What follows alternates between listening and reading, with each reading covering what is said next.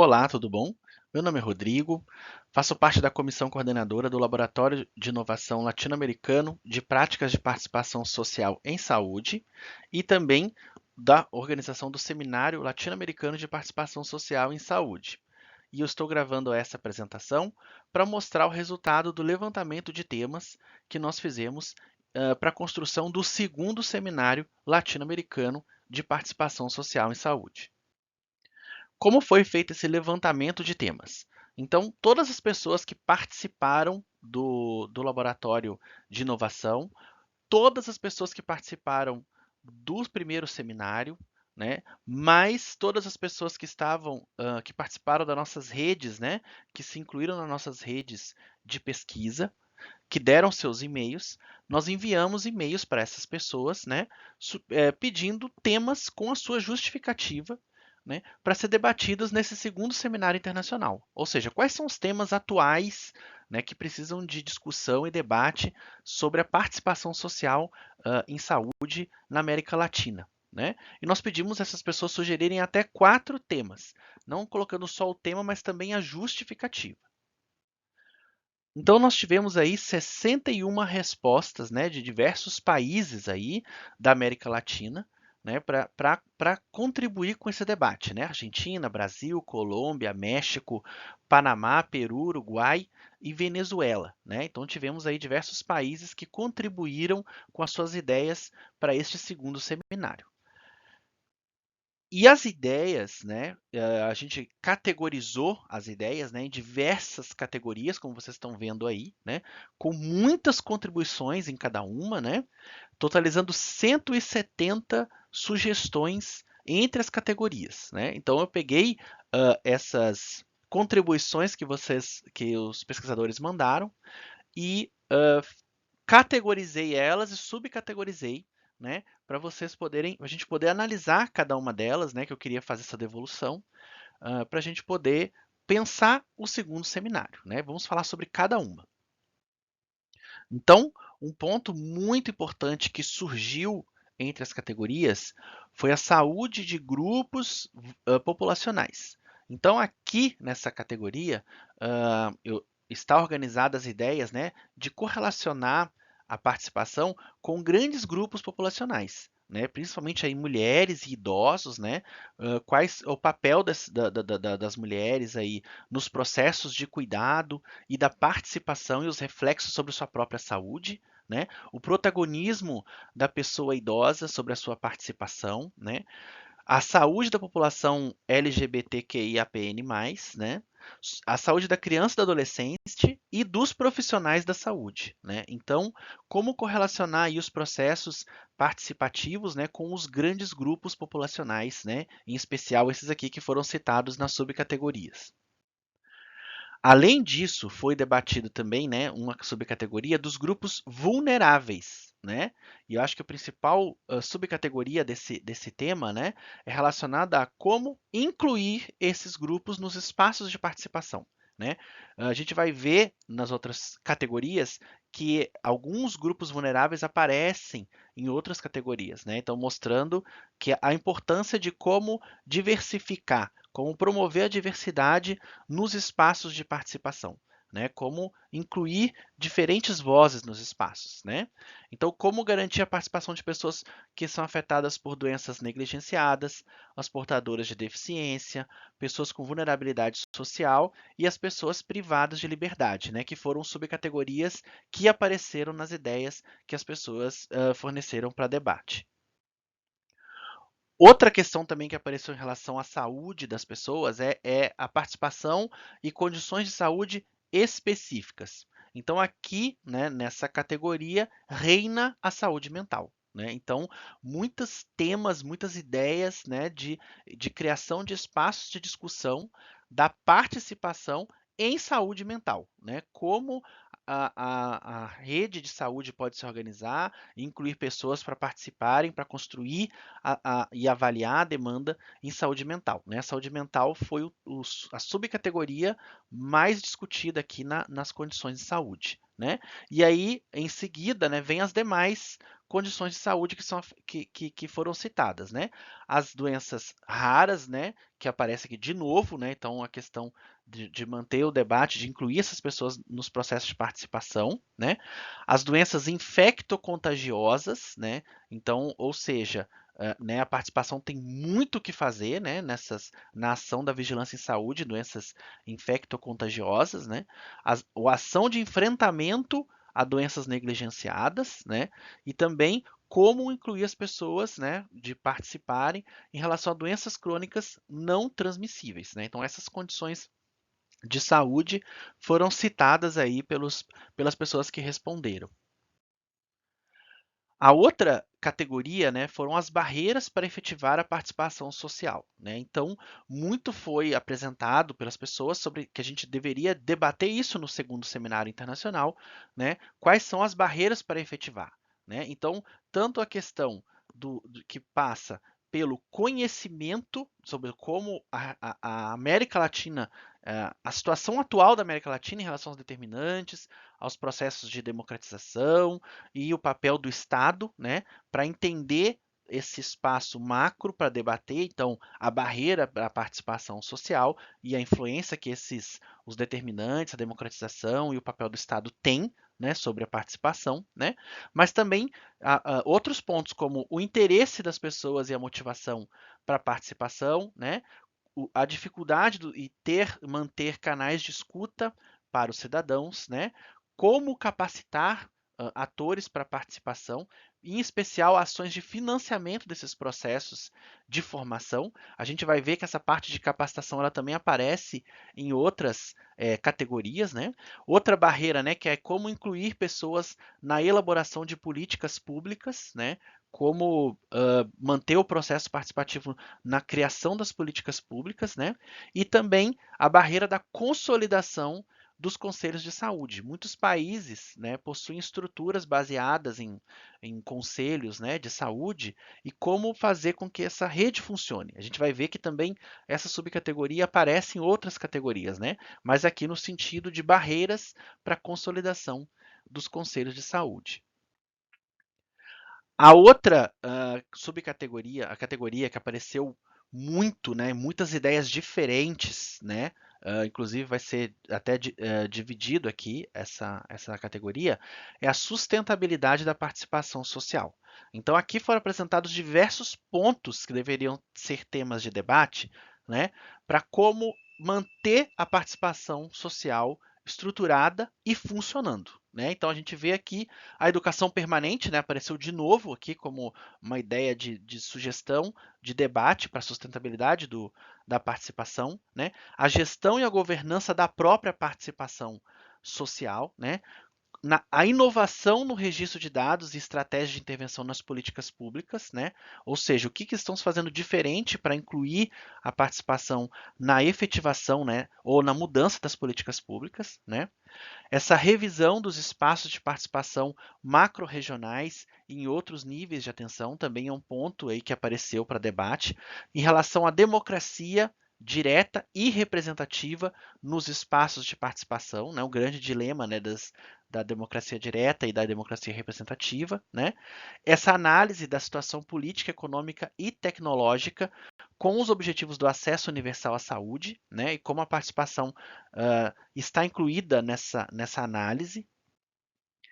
Outras subcategorias que apareceram, né? E a participação na avaliação de tecnologias em saúde, né? A gente viu tanto como barreira, né, de incluir as pessoas para discutir política pública, aqui como sustentabilidade, a inclusão das pessoas no debate sobre a avaliação da inclusão ou não de tecnologias e no uso de tecnologias em saúde, né, pelos sistemas, né? A participação em outros espaços que não os conselhos de saúde, né? Acho que a gente discutiu muito isso no laboratório, né, internacional, que foram mostradas diferentes experiências de participação em saúde, que não necessariamente foram os conselhos, né? Então, como isso pode contribuir para a sustentabilidade da participação, né? Conhecer, então, a estrutura, o histórico, o percurso da participação social para direcionar as ações futuras, né? Um ponto também, uma subcategoria que surgiu também, né? E as alternativas de vida no modo as alternativas no modo de vida no capitalismo tardio, também como isso contribui, né, com a sustentabilidade da participação social. Outra categoria muito importante que apareceu foram a troca de experiências, né? Inclusive, o primeiro seminário internacional, né, teve a ideia principal foi a troca de experiências, né? Então acho que isso tem que se manter, né? Como analisar os dados de participação social nos sistemas de saúde da América Latina, né? Como cada sistema de saúde analisa a sua participação social, né? Como é o processo de aceitabilidade de projetos em desenvolvimento, né? Como cada país lida com essa questão de aprovação dos projetos, né? Como são as políticas públicas sobre participação social, né? Acho que isso foi discutido no primeiro seminário, mas enfim, né, quanto mais países diferentes puderem entrar nessa discussão, melhor, né, para se pensar, né? Qual o lugar das organizações sociais nos processos participativos, né? A educação permanente em saúde, olha aqui de novo, né? Como as diferentes países, setores fazem ações de educação permanente de saúde, né? E os atores da participação, né? Que eles têm que ter, enfim, o holofote aparecer para discutir sobre como eles fazem a participação na América Latina e as suas responsabilidades. Outra categoria que surgiu também importante foi a relação da saúde e da participação em saúde com os outros setores, né? Então, como principalmente essa primeira subcategoria, né? Como a participação social ocorre nesse cenário de fragmentado? Como que ela vai garantir, né, por exemplo, diversos conselhos sobre temas específicos? Como isso se interage, né? Seria essa primeira subcategoria, né? Acho que esse é um tema bem interessante, né, de fazer uma discussão aprofundada, né? E, além disso, né, outros temas específicos, né, foram citados em relação à intersetorialidade. O saneamento rural, as ações de assistência social, a relação do campo da saúde mental e drogas e a educação em saúde na escola, né? Então, os principais pontos aí que foram apresentados para nessa categoria. Outra categoria que foi trazida pelas pessoas que responderam foram as tecnologias de informação e comunicação na participação em saúde, né? Principalmente em relação à comunicação no cuidado no cenário atual, né? De notícias falsas e de diversidade, né? Como a gente alcança as pessoas, qual que é a forma, a estratégia de comunicação, né? A educação midiática pela mobilização social, a promoção de interação entre diferentes gerações, né? As estratégias para dar voz aos cidadãos e comunidades, né? E a estratégia de comunicação sobre os resultados das ações da participação social, né? Então essas subcategorias elas se interrelacionam, né? Então mostram como como a participação social deve debater esses espaços de como fazer a comunicação acontecer, né? E outra subcategoria muito interessante foi levantado sobre a discussão dos sistemas informatizados de participação social na América Latina, né?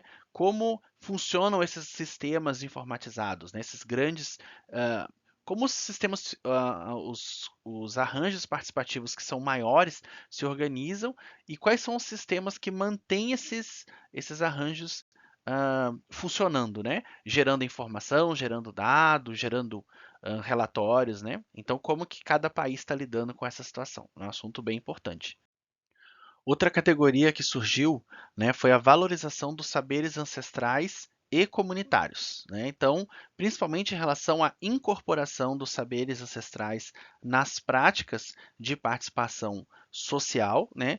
Como garantir a educação popular em saúde, como as diferentes os países, os locais estão fazendo a educação popular em saúde acontecer e a integração das práticas comunitárias de cuidado com os serviços de saúde, né? Então, como fazer esse diálogo, né? Eu acho que seria importante um debate sobre essa interação e a valorização desses saberes. A outra categoria foi relacionada aos próprios sistemas e serviços de saúde, né?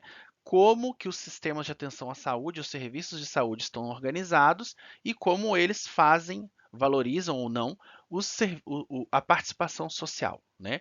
Então, aqui, uma categoria que apareceu foi em serviços específicos, né, como nas práticas integrativas e complementares em saúde, né, e na construção de indicadores em saúde, né, também qual é o papel dos atores, diferentes atores, né, o papel dos cidadãos, dos profissionais e dos gestores na construção do sistema.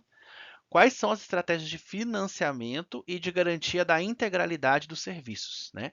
Então, aqui seria um debate focado nos sistemas de saúde, como a participação contribui com a construção e efetivação, e como o sistema de saúde valoriza e aceita as intervenções propostas pelos arranjos participativos. E a última categoria, né, que foi também bem discutida e apresentou várias ideias, várias que eu organizei aqui, sobre a pesquisa em participação social, né? Então, como quem está pesquisando, né, pode trocar aí as suas experiências, principalmente em relação aos métodos de pesquisa, né, como você está vendo nas três subcategorias, né, acompanhamento comunitário e outras metodologias, pesquisa qual e quantitativa, mapeamento e extensão da intensidade da participação, né? Quais são as metodologias que podem ser utilizadas na pesquisa participativa, né? Na inclusão, na translação da ciência, né, no conteúdo gerado pelas pesquisas participativas na efetivação do sistema de saúde, na construção política, né, como incluir, então, tanto os movimentos sociais e a academia na construção das políticas, né, a translação da ciência, e também sobre as correntes de pensamento da participação em saúde, né? Então, também essa subcategoria, né, quem contribuiu, né, precisa fazer esse resgate dos pensadores que levam as linhas da participação a acontecer, né? Até para a gente poder, enfim, pensar no passado, pensar no presente para agir no futuro, né? Então, aqui nessa categoria, essa parte sobre como fortalecer essa pesquisa em participação no continente latino-americano. Então, essas foram as categorias apresentadas, né? Então, é lógico que foi um resumo, né? A gente tem todo o detalhamento que os pesquisadores colocaram aqui, né? Esse é o e-mail de contato do laboratório, né? Caso vocês queiram debater mais ou saber mais informações, né? O laboratório.opas.ceap@gmail.com, né? Vocês podem mandar um e-mail, a gente pode continuar essa discussão, né? E estamos então preparando o segundo seminário baseado nessas ideias que foram propostas aqui, né? Mas elas não vão se esgotar no seminário, né? Aqui a gente vê uma perspectiva, né, de bastante debates e ações que a gente deve organizar para fortalecer a participação na América Latina, né? Então, vamos construir juntos. Até mais!